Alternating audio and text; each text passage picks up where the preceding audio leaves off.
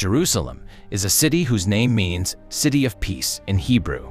In Arabic, it is called Al-Quds, the Holy City. Yet, for over a century, this sacred ground has been the epicenter of one of humanity's most relentless and devastating conflicts. To understand this tragedy, we must look beyond religion.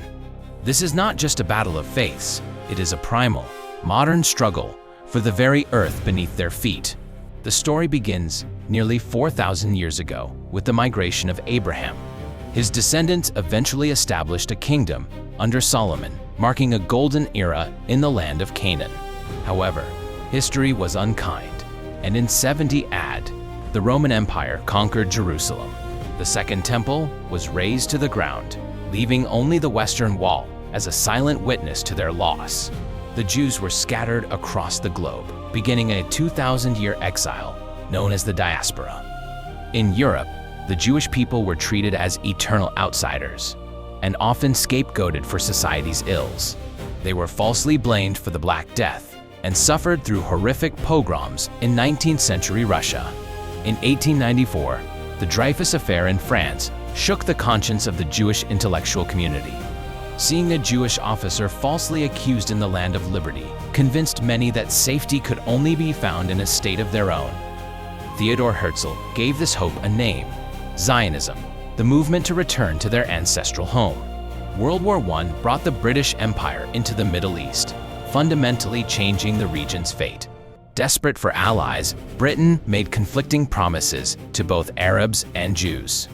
They promised the Arabs an independent kingdom for their revolt against the Ottoman Turks. Simultaneously, they issued the Balfour Declaration, expressing support for a Jewish national home in Palestine. This triple dealing by the British Empire sowed the seeds of a century of hatred and distrust. Following the horrors of the Holocaust, Jewish immigration to Palestine surged to an all-time high.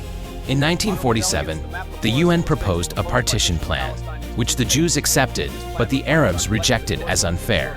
On May 14, 1948, Israel declared independence.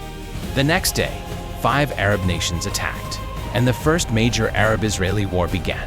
By the end of the war, Israel had seized 78% of the territory, far more than the original UN plan. For the Jews, it was a miracle.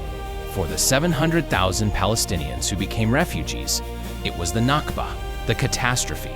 They fled with nothing but the keys to their homes, which they still hold as a symbol of their right to return. In 1972, the conflict moved from the desert to the global media stage during the Munich Olympics. The Black September group took Israeli athletes hostage, ending in a bloody massacre broadcast live to millions. This event changed the nature of the conflict forever, making it a war of symbols and public opinion. Today, the separation walls and military checkpoints are grim reminders of a land divided. Forced control and decades of historical grievances only fuel more resistance and violence. The data tells us that without a fundamental shift in perspective, this cycle of tragedy will not break. History is a heavy weight that both sides carry, but it does not have to be a life sentence. As the sun sets over the ancient stones of Jerusalem, the hope remains for a city that truly lives up to its name. Until then, the world watches, waits, and remembers the lessons written in blood and soil. Thank you for joining us on this deep journey through history.